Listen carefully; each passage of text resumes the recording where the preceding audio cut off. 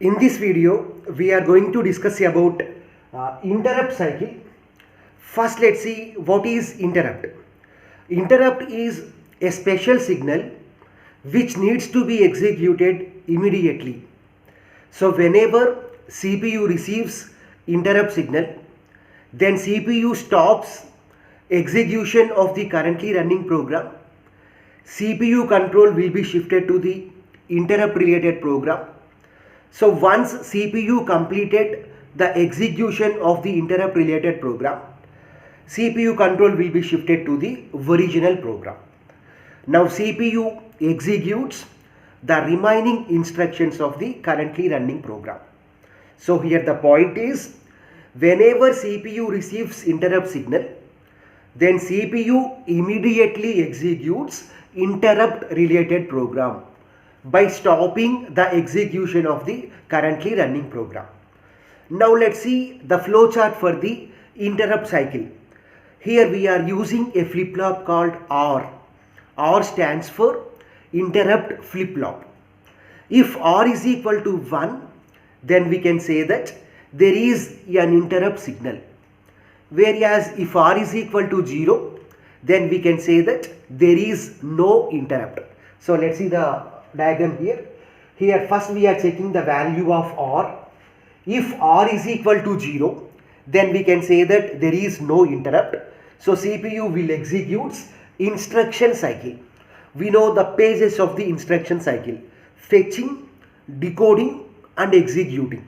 So first the fetch and decode the instruction.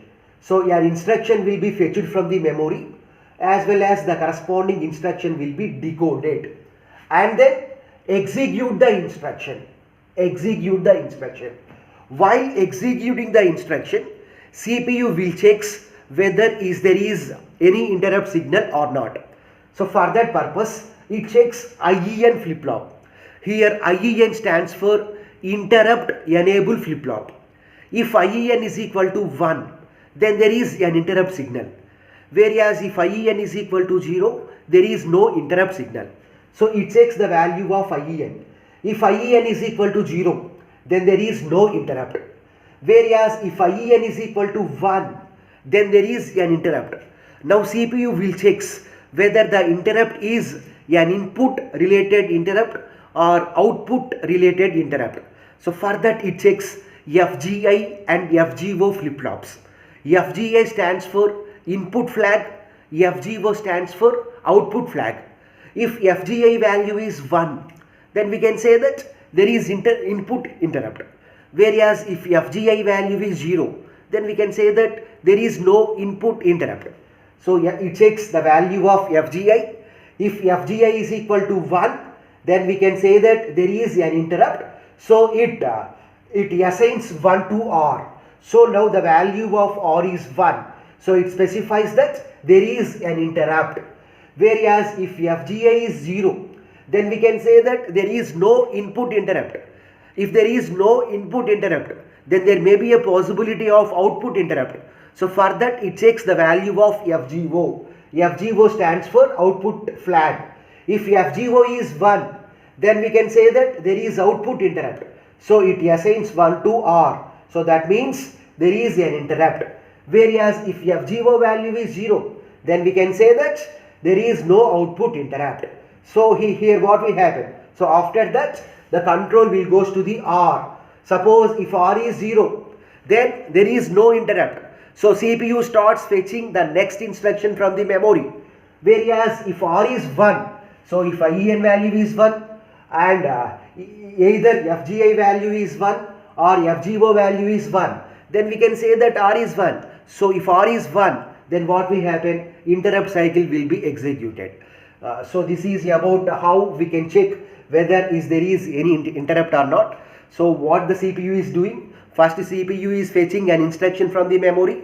Next CPU decodes the instruction. Next CPU starts executing the instruction. So while CPU is executing the instruction, it checks IEN flag. If IEN is 1, then we can say that there is an interrupt. So if IEN is 1, then it checks whether FGI and FGO values are 1 or 0. If FGI value is 1, then we have input interrupt. So R value will be set to 1. Whereas if FGI value is not 0, then there is no input interrupt.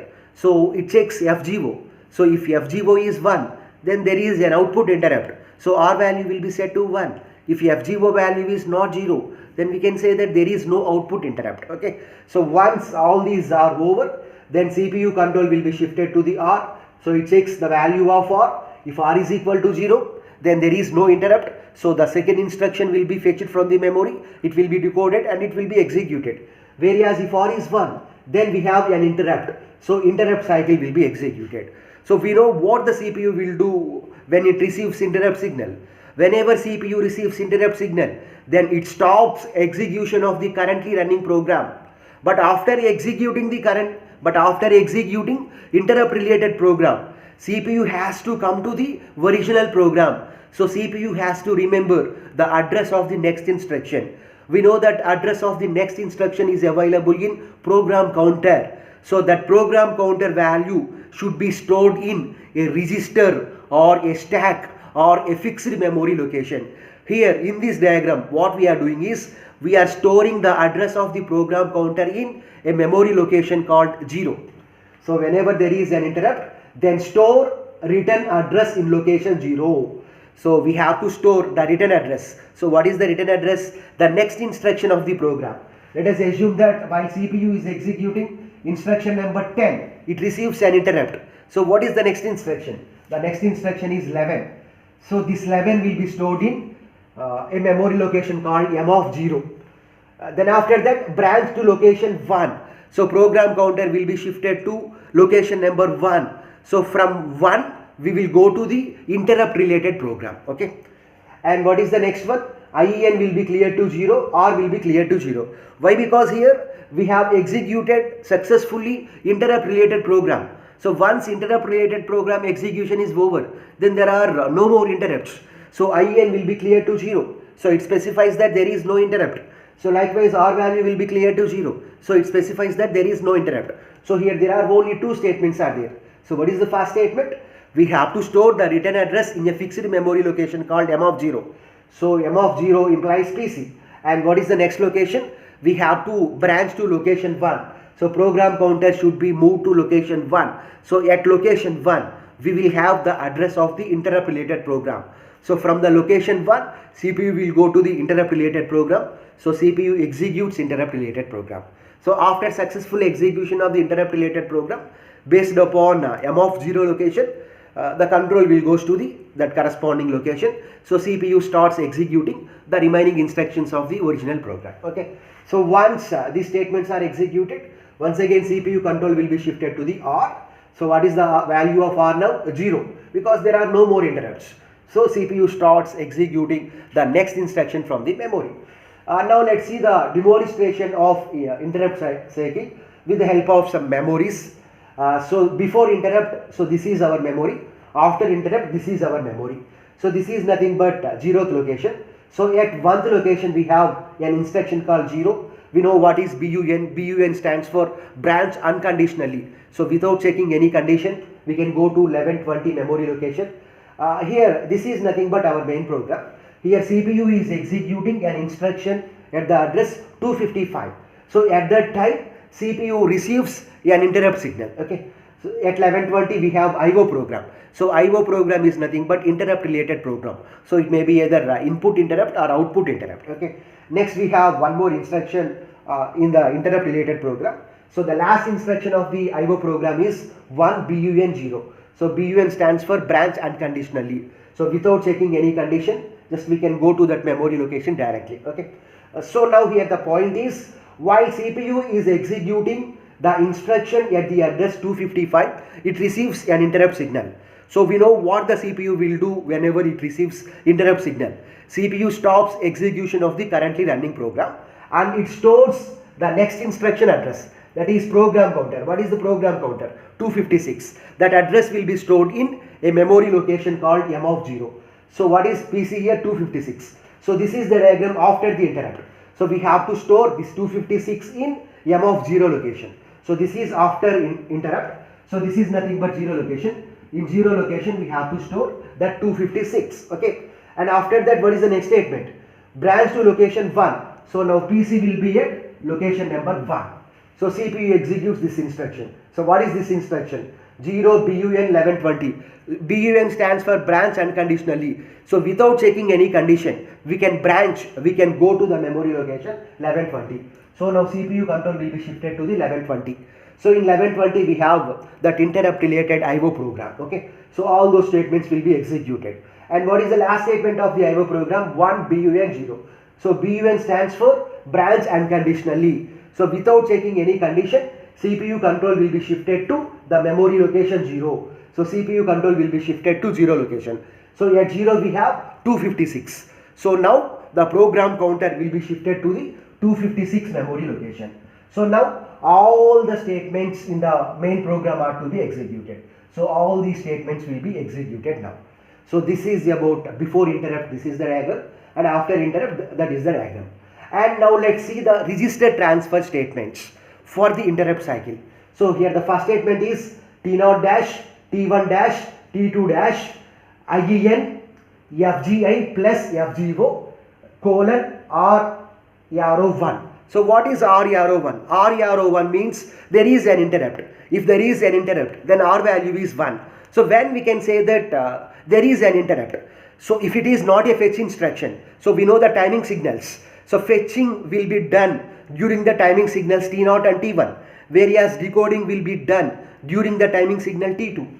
So this fetching will be done during the timing signal T0 T1, whereas decoding will be done during the timing signal T2. So T0 and T1 means fetching phase timing signals, whereas T2 means decoding phase timing signals. So during T0, T1 and T2 we don't have any interrupts. So that means statement is T0 dash, T1 dash, T2 dash. So when those timing signals are inactive, not active, then only we will get the interrupt. As well as IEN. If IEN value is 1, then only we have interrupt. As well as, so when we will get interrupt, it may be either input interrupt or output interrupt. So when we will get input interrupt, if FGI is 1, so if FGI, this is nothing but R. So this R specifies when FGI or FGO value is 1, then we can say that there is an interrupt. So very simple statements. If T0 is 0, T1 is 0, T2 is 0, as well as IEN is 1, as well as either FGI or FGO is 1, then only we can say that we can have an interrupt. Next, R T0. So R stands for interrupt flip-flop. This T0 means the timing signal. So what we are doing here? So we are executing this statement. We have to store the program counter in M of 0 location. So for that purpose what we are doing is, first we are writing AR implies 0. So that means the value of AR is 0 now. Okay. Next, we are transferring the address of the program counter to the temporary register. So in this program, what is the address of the program counter? 256. So the 256 is transferred to the temporary register. Now temporary register value is 256, whereas AR value is 0. So now what we have to do? We have to transfer the temporary register value to M of 0. So in the next timing signal RT1, so TR, M of AR implies TR. So what is TR? 256. So that 256 is transferred to the M of AR. As well as PC is clear to 0. Why? Because what is the next statement? Branch to location 1. But we can't go to the location directly 1. Okay. So for that purpose what we are doing here? We are clearing PC value. So that means now the value of the PC is 0. Next RT2. So we have to go to the location, which location? 1. So for that purpose we have to increment the PC value. What is the previous value of PC? So 0. So 0 plus 1 means 1. So now PC will be moved to location 1. As well as now there is no interrupt. So IEN value 0, R value 0. So IEN value 0, R value 0, as well as sequence counter value will also be 0. So we know what is the advantage of the sequence counter. So sequence counter will be decoded with a decoder. So whenever we apply a clock pulse on the sequence counter, then only we will get the timing signals such as T0, T1, T2 like that. So this is nothing but an interrupt cycle. So we will have interrupt cycle during the timing signals RT0, RT1, RT2. So instead of writing these two statements, we can write statements like this. Okay. So this is about interrupt cycle.